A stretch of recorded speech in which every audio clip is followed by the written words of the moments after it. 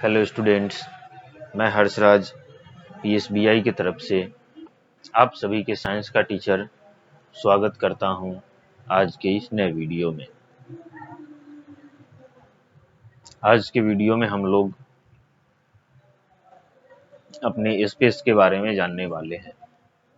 आज के क्लास में हम लोग एक नया यूनिट शुरू करेंगे जो कि जिस यूनिट का नाम है आवर स्पेस, यानी कि हमारा अंतरिक्ष,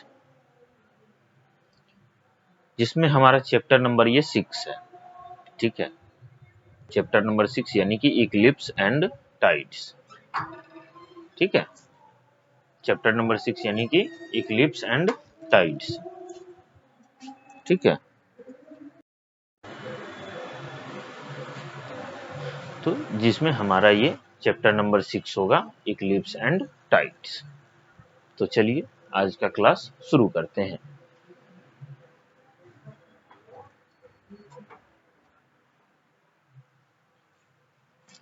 जैसे कि ये हमारा यूनिट नंबर 5 है, आवर स्पेस। ठीक है, आवर स्पेस में ये हमारा चैप्टर नंबर 6 है, इक्लिप्स एंड टाइड्स। ठीक है, इसमें देखते हैं क्या लिखता है। Any object that receive light from any source of light cast a shadow। इसमें लिखता है कि कोई भी ऑब्जेक्ट हो, यानी कि कोई भी ऑब्जेक्ट जो किसी भी सोर्स ऑफ लाइट से लाइट को रिसीव करता है, ठीक है, लाइट को रिसीव करता है, उसका जो है एक शैडो बनता है, एक परछाई बनती है। ठीक है, कहने का सेंस ये है कि जैसे मान लीजिए ये हमारा हाथ है और ये सोर्स ऑफ लाइट है, सामने में दीवार है। अगर बीच में हमारा हाथ नहीं आए तो इसमें से जो लाइट निकलेगा वो सीधा दीवार पे जाएगा, कोई परछाई नहीं बनेगी।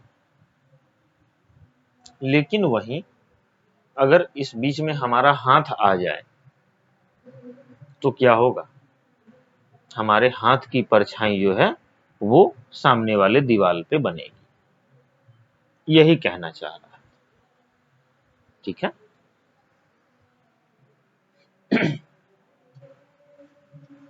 when something comes in the path of light and light cannot pass through it, a shadow is formed। अब देखिए, जब भी लाइट जब सीधा जा रहा है और अगर उसके रास्ते में कोई नहीं आ रहा है तो कोई परछाई नहीं बनेगी। क्लियर है? लेकिन वहीं क्या है कि जब उसी प्रकाश के बीच में अगर कोई भी ऑब्जेक्ट आ जाता है जिससे लाइट पास नहीं हो पाएगा तो क्या होगा, वहां पे उसकी परछाई बनेगी। आई बात समझ में?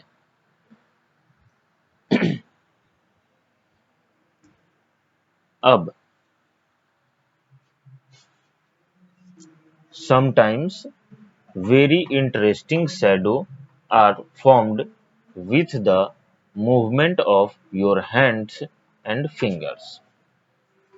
अब कभी कभी क्या होता है कि हम अपने हाथ की उंगलियों से जो है तरह तरह के शैडो को बनाते हैं। ठीक है, हम अपने हाथ की उंगलियों से जो है तरह तरह की परछाई दीवार पे बना के खेलते हैं। जैसे कि यहाँ पे देखिए, सामने से टॉर्च जल रही है, यहाँ पे दीवार है, उंगली को बस एक सिंपल सा शेप हमने दिया तो यहाँ पे एक जानवर यानी कि बकरी की फोटो बन गई। ठीक है, तो बचपन में हम लोग अक्सर, चाहे या फिर आप भी करते ही होंगे, अमेजिंग उंगलियों से तरह तरह का शेप बनाना खेलते होंगे। तो यही चीज है। आई बस यहाँ तक किसी को कोई दिक्कत नहीं? एक बार हम लोग रिवाइज कर लेते हैं कि अभी तक हमने क्या सीखा है। ठीक है, तो अभी तक हमने ये सीखा कि कोई भी ऑब्जेक्ट जो है वो किसी भी सोर्स ऑफ लाइट से अगर लाइट को रिसीव करता है तो वो एक परछाई बनाता है। ठीक है, वो एक परछाई बनाता है। आगे हमने क्या देखा कि जब भी लाइट के अगर रास्ते में कोई भी ऑब्जेक्ट अगर नहीं आता है, ठीक है, जब भी लाइट के रास्ते में अगर कोई ऑब्जेक्ट नहीं आता है तो क्या होता है, जब भी लाइट के पाथ में, लाइट के रास्ते में अगर कोई ऑब्जेक्ट नहीं आता है तो क्या होगा, कोई भी शैडो वहां पे नहीं बनेगी। लेकिन जैसे ही अगर लाइट के रास्ते में कोई भी ऑब्जेक्ट अगर आता है तो उसका शैडो बनना फिक्स है। ठीक है, और हमने ये जाना कि हम अपनी उंगलियों से तरह तरह के शैडो को क्रिएट कर सकते हैं। ठीक है, अब हम लोग आगे देखते हैं आगे हमारा क्या टॉपिक है। तो अगला है हमारा डार्क एंड लाइटर शैडो। ठीक है, यानी कि डार्क और लाइट शैडो। ठीक है, तो देखते हैं इसमें क्या है। ए शैडो मे बी लॉन्ग और शॉर्ट, डार्क और light, depending upon the position of the source of light. ठीक है, एक शैडो जो है, एक परछाई जो है वो लंबा या छोटा हो सकता है। ठीक है, एक परछाई जो है वो लंबा या छोटा हो सकता है। ठीक है, डार्क और लाइट भी हो सकता है।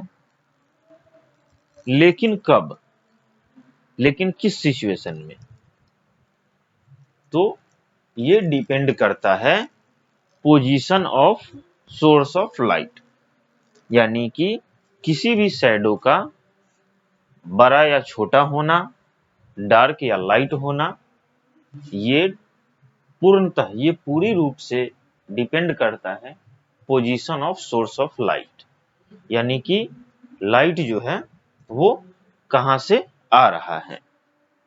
ठीक है, तो किसी भी ऑब्जेक्ट का शैडो कैसा होगा ये डिपेंड करता है कि लाइट कहां से आ रहा है और कितनी दूरी से आ रहा है, किस पोजीशन से आ रहा है।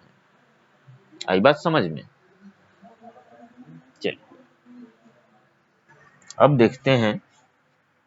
When the sun is right overhead at noon, your shadow will be darkest and shortest। यानी कि दोपहर के समय में, दोपहर के समय में जब सूर्य जो है ठीक आपके सर के ऊपर होता है, उस समय आपकी जो परछाई है वो छोटी बनेगी और डार्क बनेगी। यही बात समझ में? जब भी आप दोपहर के समय में जब आप बाहर निकलोगे तो आप देखोगे कि सूर्य जो है ठीक आपके सर के ऊपर सामने सामने है, और उस समय आप जब नीचे देखोगे तो आपको लगेगा कि आपकी परछाई जो है वो बहुत छोटी बन रही है। ठीक है, और उसके साथ साथ छोटी तो बन रही है, लेकिन इसमें क्या है कि आपकी परछाई जो है वो बहुत ज्यादा डार्क है। आई बात समझ में?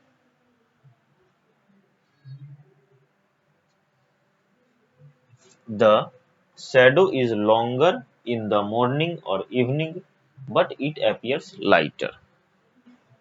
अब सेम चीज जब आप नोटिस करोगे मॉर्निंग के समय में, सुबह के समय में जब आप अपनी परछाई को नोटिस करोगे तो आप देखोगे कि आपकी परछाई जो है वो बहुत लंबी बन रही है। जब आप सुबह के समय आप अपनी परछाई को देखोगे, गौर करोगे, तो आपको ये लगेगा कि आपकी परछाई बहुत लंबी बन रही है। लेकिन आपकी परछाई जो है बहुत ही ज्यादा लाइट है। सेम चीजें जो है शाम के समय में होती है। शाम के समय में भी जो है आपकी परछाई लंबी तो बनेगी लेकिन बहुत ज्यादा लाइट बनेगी। ठीक है, आई बात समझ में? यहां तक किसी को कोई दिक्कत नहीं होनी चाहिए। चलिए, तो अब आगे देखते हैं।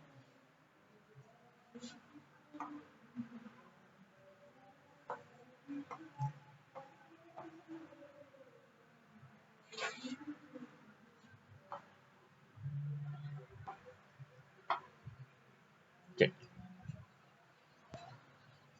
अब when the object is close to the source of light, its shadow is large।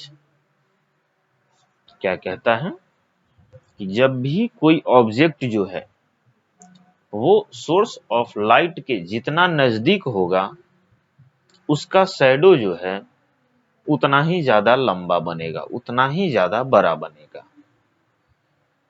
ठीक है, जैसे कि सुबह के समय और शाम के समय में जो है सूरज हमारी पृथ्वी से बहुत नजदीक होता है, तो उस समय क्या होता है कि हमारी परछाई लंबी बनती है क्योंकि हम जो होते हैं सूरज के नजदीक होते हैं। ठीक है,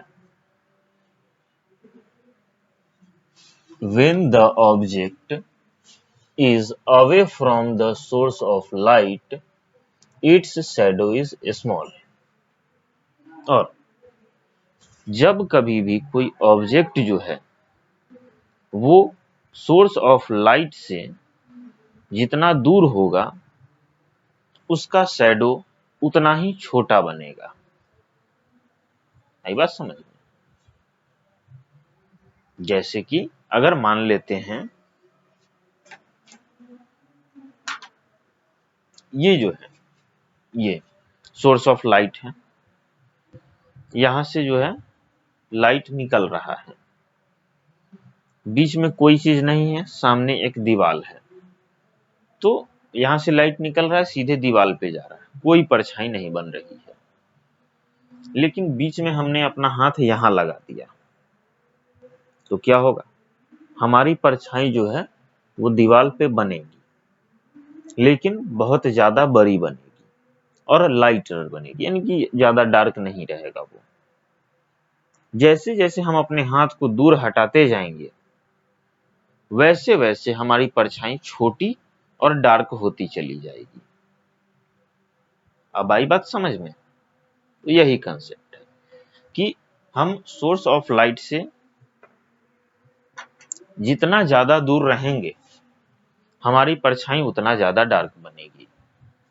ठीक है,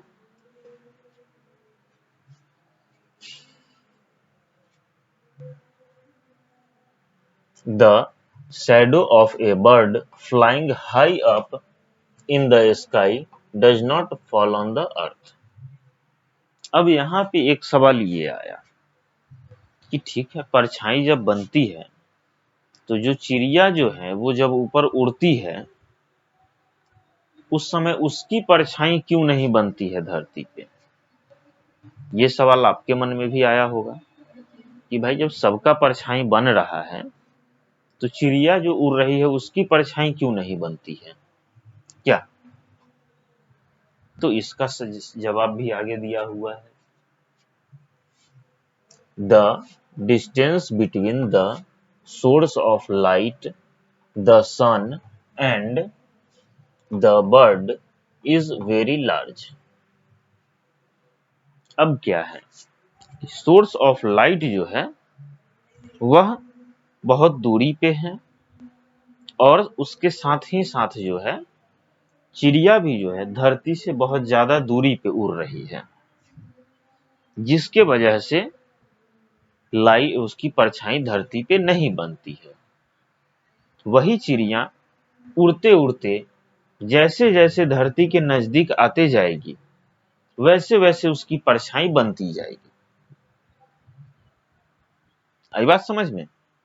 वही चिड़िया उड़ते उड़ते जैसे जैसे धरती की तरफ नीचे बढ़ेगी उसकी परछाई बनना शुरू हो जाएगी। ठीक है, आगे लिखता है also the distance between the bird and the earth is large। आगे वही चीज लिखता है कि धरती और बर्ड के बीच में जो है डिस्टेंस भी बहुत ज्यादा है, इसी वजह से चिड़िया की परछाई जो है धरती पे नहीं बन पाती है। The shadow of the bird ends up at a short distance and is not seen on earth। अब देखिए, उस चिड़िया की परछाई तो बनती है लेकिन छोटा परछाई बनता है जो कि धरती तक उसका लाइट नहीं पहुंच पाता है, इसी वजह से हमें उसकी परछाई धरती पे नहीं दिख पाती है। लेकिन वही चिड़िया जब उड़ते उड़ते धीरे धीरे अर्थ की तरफ नीचे बढ़ने लगे तो उसकी परछाई हमें ऑटोमेटिक धरती पे दिखने लगेगी। आई बात समझ में? तो आज के क्लास के लिए हम इतना ही रहने देते हैं। अगले क्लास में हम लोग इक्लिप्स पढ़ेंगे। ठीक है।